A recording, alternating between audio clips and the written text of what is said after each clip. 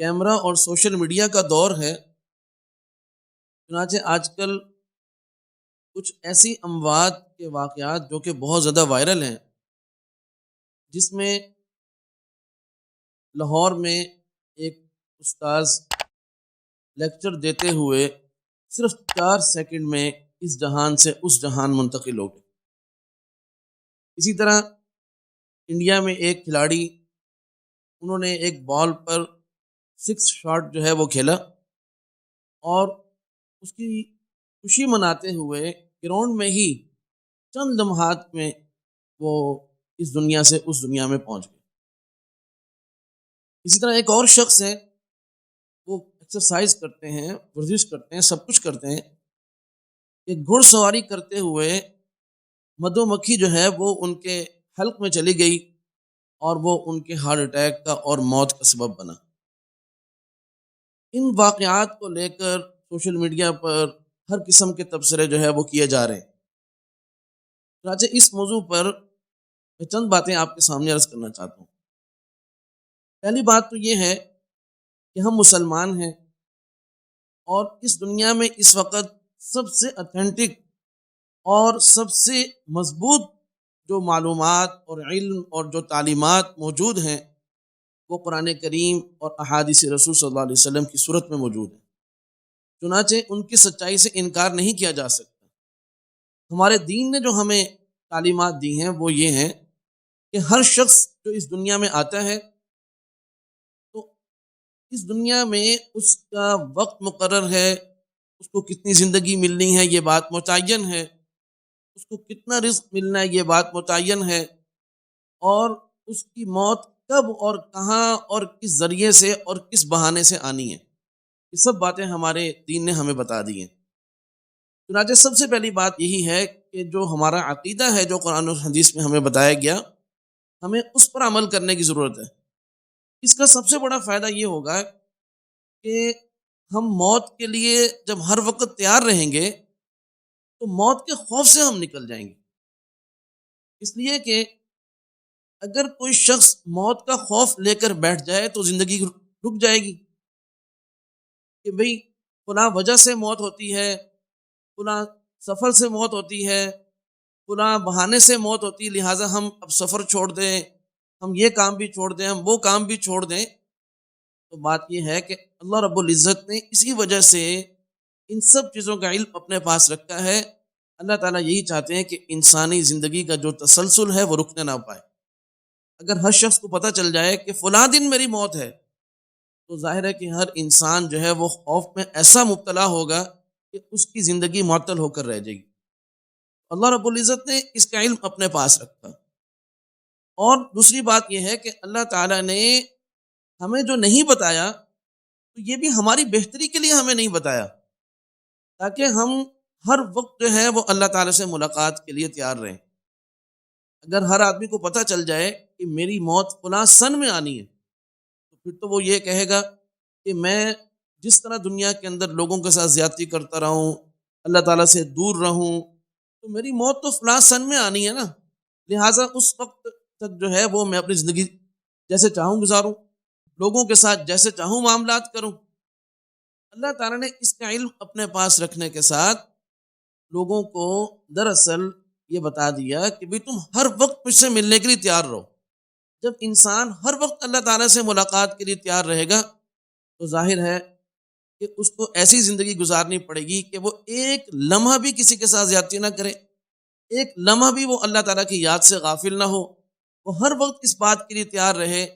کہ مجھے جن لوگوں کے ساتھ میں رہ رہا ہوں، ان لوگوں کو چھوڑ کر مجھے اس رب کے پاس جانا ہے کہ جس کے پاس مجھے ہمیشہ ہمیشہ کے لیے رہنا ہے۔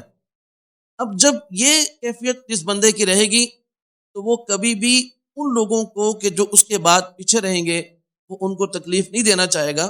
وہ یہی چاہے گا کہ میں ان کے ساتھ ایسا رویہ رکھ کر جاؤں کہ میرے جانے کے بعد یہ مجھے اچھے الفاظ سے یاد کریں، اور جس رب کے پاس میں جا رہا ہوں میں اس کے ساتھ بھی اپنے معاملات ٹھیک رکھوں، تاکہ جب میں اللہ تعالیٰ سے ملاقات کروں تو اللہ تعالیٰ مجھ سے راضی ہوں، مجھ سے خوش ہوں، اور مجھ پر نگاہ محبت ڈالیں۔ تو پہلی بات اس سلسلے میں تو میں نے یہ کرنی تھی کہ ہمیں اپنے عقائد پر فوکس رکھنا ہے۔ جب ہم اپنے عقائد پر فوکس رکھیں گے تو انشاءاللہ اللہ تعالیٰ کے فضل سے جو خوف بلا وجہ کا ہمارے اندر پیدا ہو جاتا ہے، اللہ تعالیٰ ہمیں اس سے نجات عطا فرمائیں گے۔ اور دوسری بات یہ ہے کہ اللہ تعالیٰ نے ہمیں زندگی گزارنے کے لیے عقل عطا فرمائی ہے۔ ہمیں چاہیے کہ ہم اس عقل کو بروئے کار لاتے ہوئے اپنے لیے، اپنی زندگی کے لیے، اپنے پیاروں کے لیے جو مفید اور بہتر ہے، جو احتیاط پر مبنی زندگی ہے، ہم اس زندگی کا انتخاب کریں، اور جو مضر، نقصان دہ اور بے احتیاطی والی زندگی ہے اس سے ہم اپنے آپ کو دور رکھیں۔ آج آپ دیکھ لیں، اموات کا جو سبب چیزیں زیادہ سے زیادہ بن رہی ہیں، اس میں بہت بڑی وجہ جو ہے وہ بے احتیاطی ہے۔ اب وہ بے احتیاطی سفر کے دوران بھی ہو سکتی ہے، وہ بے احتیاطی کھانے کے سلسلے میں بھی ہو سکتی ہے، اور ایک بہت بڑا سبب جو آج ہمارے معاشرے کا ایک ایسا بھیانک چہرہ بن چکا ہے وہ ہے عدم برداشت، کہ ذرا ذرا سی بات پر جھگڑے اور لڑائی، چپتلش، آپس میں ناراضگیاں، اور جس کی وجہ سے ٹینشنیں، پریشانیاں، ایک دوسرے سے لڑائی، یہ ایسے اسباب بنتے چلے جا رہے ہیں کہ لوگوں کا دل دماغ جو ہے وہ آگ کا ایک گولہ بن چکا ہے۔ اب جب اس قسم کی صورتحال ہوگی کہ انسان ذہنی تناؤ کا شکار ہے، اس کا دل جو ہے وہ بے چین اور بے سکون ہے، اور وہ اگر کچھ خوشی منا رہا ہے تو اس خوشی کے اندر بھی حقیقی خوشی اس کو حاصل نہیں ہے، یا بہت سارے لوگ خوشی کے اندر دوسروں کی راحت کا خیال نہیں کرتے، وہ دوسروں کے لیے تکلیف کا ذریعہ بن جاتے ہیں۔ تو یہ اس قسم کا معاشرہ جو ہمارے ہاں بنتا چلا جا رہا ہے، اس میں کچھ چیزیں تو ایسی ہیں کہ جو ہم نے خود اختیار کرنی، اور کچھ چیزیں ایسی ہیں کہ جو ہماری قومی حکومتیں ہیں وہ ان کی ذمہ داری بنتی ہیں۔ تو جہاں تک ہماری اپنی ذمہ داری کی بات ہے تو ہمیں اپنا لائف سٹائل جو ہے وہ ہر لحاظ سے بہتر کرنے کی ضرورت ہے۔ ہم اپنے آرام کا خیال کرنے والے بن جائیں، ہم سادہ طرز زندگی گزارنے والے بن جائیں، ہم ورزش اور ایکسرسائز کو اپنی زندگی کا لازمی حصہ سمجھیں، اور اللہ تعالیٰ نے جو ہمیں عطا فرمایا ہے اس پر قناعت اور کفایت شعاری اختیار کریں، اس پر ہم شکر گزاری والی زندگی اختیار کریں، اور جو کچھ اللہ پاک نے دیا ہے اس سے لطف اندوز ہوں، اس کو انجوائے کریں، نہ یہ کہ مزید مزید اور در مزید کے چکر میں ہم اپنی زندگی کو جو ہے وہ جہنم بنا لیں، بلکہ ہمیں چاہیے کہ ہم جو ہے جو اللہ پاک نے ہمیں عنایت فرمایا ان نعمتوں سے انبساط اور فرحت اور مسرت حاصل کرنے والے بنیں۔ اور ایک لازمی جز وہ ہے ایکسرسائز اور ورزش، جو آج ہماری زندگی سے نکل چکی ہے۔ ایک دوسرے کے لیے راحت کا سبب بننا، ایک دوسرے کے ہاں آنا جانا۔ پہلے زمانوں میں لوگ ایک دوسرے سے اپنے خیالات شیئر کیا کرتے تھے، آپس میں ملا کرتے تھے، ایک دوسرے کی تکلیف میں جو ہے وہ سہارا بنا کرتے تھے۔ آج یہ چیزیں ہمارے معاشرے کے اندر سے ختم ہوتی چلی جا رہی ہیں۔ اور دوسرے نمبر پر جو ہماری قومی حکومت کی جو ذمہ داریاں ہیں، اس میں جیسے ہمیں فضا کے لحاظ سے ایک بہترین فضا مہیا کرنا، پانی کے لحاظ سے ہمیں صاف ستھرا پانی مہیا کرنا، ہمیں ماحول کے لحاظ سے آج ہم سڑکوں پر چل نہیں سکتے، ہماری جو گاڑیاں ہیں وہ دھوئیں چھوڑ رہی ہیں، اور فیکٹریاں جو ہیں وہ رہائشی علاقوں کے لیے مصیبت بنی ہوئی ہیں۔ تو اس قسم کا جو ماحول کہ جس میں ہم نے لوگوں کی زندگیوں کا خیال نہیں رکھا جا رہا، تو ہماری قومی حکومتوں کی بھی یہ ذمہ داری بنتی ہے کہ وہ قومی جو زندگی ہے اور لوگوں کی جو سکھ والی زندگی ہے اس کے لیے مناسب اقدامات کریں۔ تو بات یہ ہے کہ عقیدہ بھی درست رکھنا ہے، اور اپنا لائف سٹائل بھی بہتر کرنا ہے، اور اس طریقے سے ہماری حکومتوں کو بھی چاہیے کہ وہ بھی پورے قومی ڈھانچے کا اور معاشرے کا خیال رکھیں۔ انشاءاللہ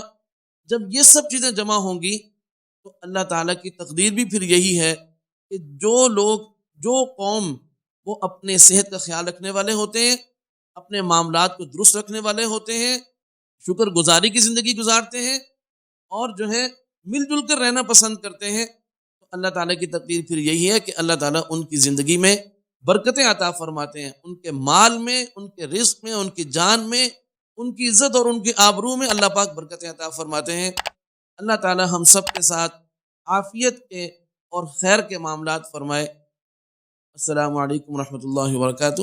محمد احمد ادریس، مدیر جامعہ دارالعلوم رحیمیہ، ملتان۔ يا نفس إن لم تصبري لا تجزعي وإلى